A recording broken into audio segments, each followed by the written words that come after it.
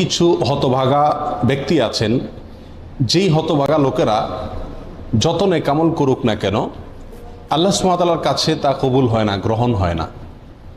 আর বলাই বাহুল্য, আপনি আমল করবেন, ইবাদত করবেন আল্লাহকে সন্তুষ্ট করার জন্য, আল্লাহকে সন্তুষ্ট করলেই আপনি জান্নাতে যেতে পারবেন।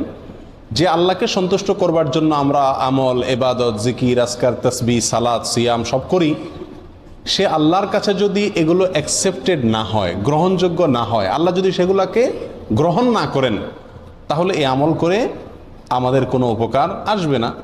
তার ভিতরে এক নম্বরে যে ব্যক্তির কথা বলবো সেটি সুনানে নাসাইতে বর্ণিত হয়েছে। নবী আলাইহিস সালাম বলেছেন, কোনো ব্যক্তি ইসলাম গ্রহণ করলেন, আগে তিনি অমুসলিম ছিলেন, ইসলাম গ্রহণ করার পরে যদি আবার সে শিরকে ফিরে যায়, আবার তিনি যদি শিরকে লিপ্ত হয়ে যান, তাহলে তার কোনো আমল আল্লাহ সুবহানাহু ওয়া তাআলা গ্রহণ করবেন না।